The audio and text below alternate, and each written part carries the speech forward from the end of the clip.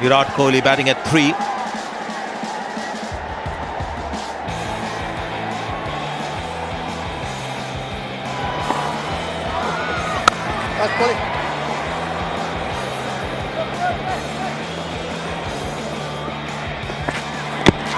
Oh, it's a good ball.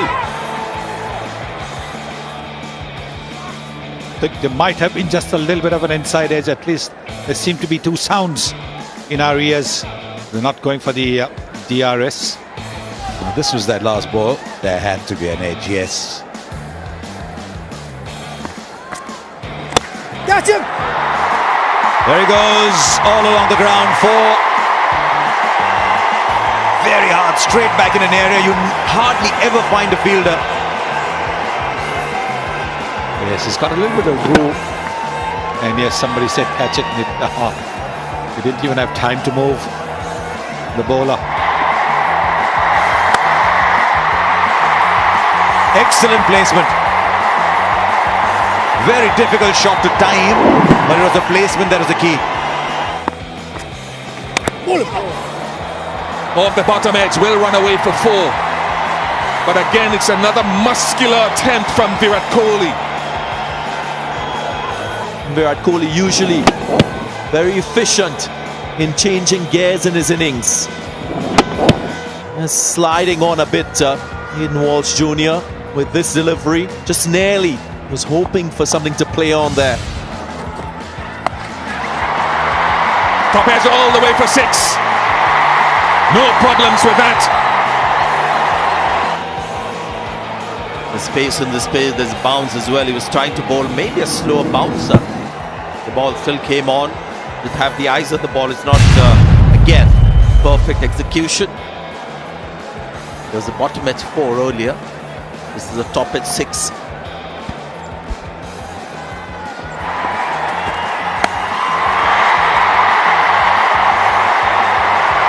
Four follows a 6. A real gift. This time for Kohli. He's asking about the height of it.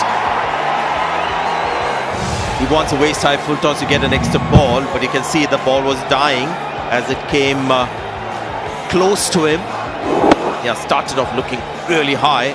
This is the thing, you hit one boundary and suddenly you develop strength in your arms to play the powerful shots.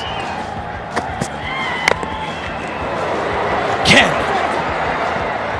striving, really digging deep for power, timing. Is it getting to him? That we've seen this happen 3-4 times. There was Scotland involved once. Something in between balls. Williams, bowler fired up as well. Intensity of T20 cricket. Let's see what happens. Oh, he's going for the ball really. And immediately that gesture of apology wasn't intentional. He was going for the ball. Right, Virat Kohli on 44. And this one is where the bottom hand hasn't taken over. And that brings up the 50 as well for Virat Kohli. Like Rahul, he may not celebrate it too much, but hopefully this might just change the trajectory of his batting graph. So this was the crucial shot. What that means is that Jason Holder had to get a little shorter. There's another one, intentionally played. Not like a couple of shots earlier that we saw. Expected length and also the line gave himself a little bit of width with the boundary. Slash hard. He has it. He has it. The golden touch has come back. It was pitched up, trying to get into the block hole. He knew that was coming. Well, this time is the bottom man, but with great control. It's just a dismissive flick for 6. And that strike rate has now gone up to 167.5. Virat Kohli is now taking off in Hyderabad.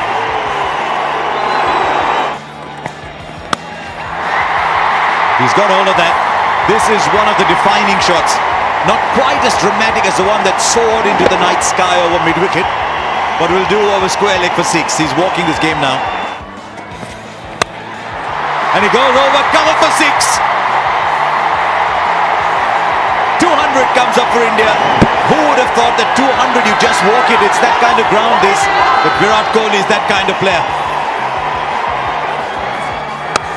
Oh, look at that. Look at that. The winning hit from the captain. He has anchored a 207-run chase to win a game with 8 balls left. Kesrick Williams none for 60. But this is a little masterpiece from Virat Kohli, and I say little only because there have been so many in his career. Won it with that shot and steers it down and then raises the arms to the crowd at the end. Yes, I am Virat. Well, all the young batsmen watching, don't follow the first half of my innings because that was really bad. I mean, I was trying to hit the ball too hard. I think that it was just about keeping up with the game and 10 plus and over to chase, and I didn't want to put KL under pressure, so I wanted to contribute from the other end, striking at 140 at least, but I couldn't get going properly. But that 1 over of Jason, then I started getting a few in the middle of the bat. Second half of my innings, I analyzed where I'm going wrong, and I just started holding my shape. And I thought, I'm not a guy who slogs the ball. I'm more of a timer, so I'm going to rely on my timing. And then, the pitch was good enough for me to go through the line of the ball and just play my shots. Well, I've always believed in the past as well. Whenever I played T20 cricket, I'm not someone who comes to the stadium wanting to, entertain people hitting the ball in the air. I want to get the job done. And within that, if I get an opportunity to hit sixes, I will. But the aim is not to play slam bang cricket. I think my role in this team is to play long. Myself or Rohit, one of the guys, has to play in the end because our strength is usually, strike in the later half of the innings, and our strike rate goes up.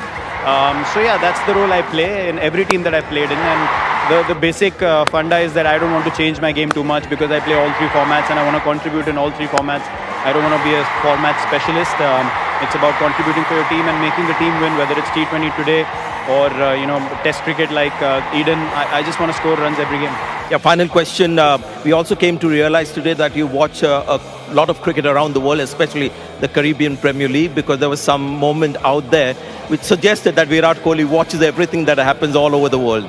No, it's not the CPL. It happened to me in Jamaica when he got me out. So I thought, I'll take a few in the notebook as well. But all good. There are a few words out there, but smiles in the end, and that's what you want to see. Good competitive cricket, but at the end of the day, we shake hands and we, just give each other a high five, and that's what cricket is all about. Play it hard, but at the end, just have respect for your opponents.